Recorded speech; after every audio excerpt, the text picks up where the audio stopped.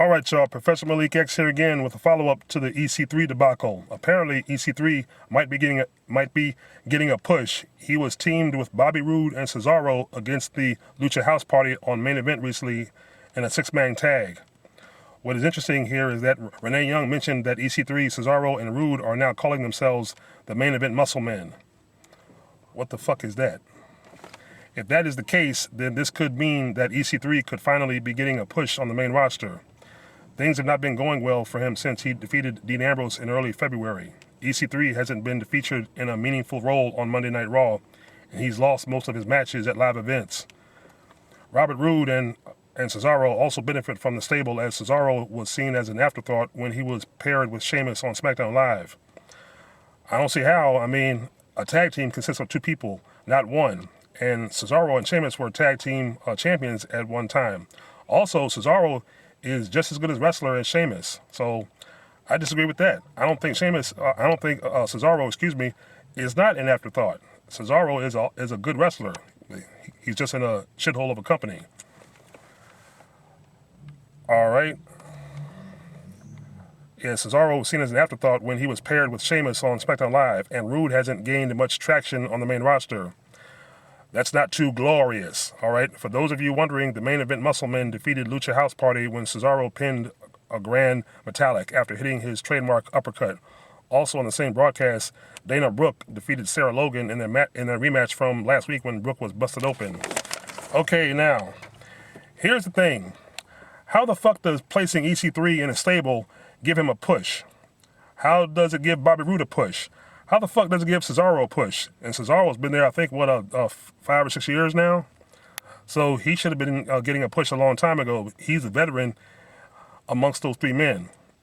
Bobby Roode deserves an individual push by himself because he's good. He was the it factor in TNA. I still believe he's the it factor. But of course, we're talking about whack-ass wrestling entertainment. EC3, who also comes from TNA, was a shining jewel in the Impact Zone. If you want to push EC3, push him by himself. He can talk, he can wrestle, he has the look, he like Bobby Roode, he also has the it factor. There's no damn reason to put these three men together in a damn stable and to call them the Main Event Muscle Men. That is a bunch of creative horseshit. And the horseshit comes from WWE's creative department because, as you know, they create a lot of horseshit. Well, at least we can't blame Road Dogg for this one, although it wouldn't surprise me if he had his signature on this as well in some form of capacity. All I'm saying is, if you're going to waste EC3 pairing him with two other guys, which are not going to make much of a difference, you might as well still release him because EC3 can do just fine on his fucking own. And that's what that's what I'm saying. That's what wrestling fans know.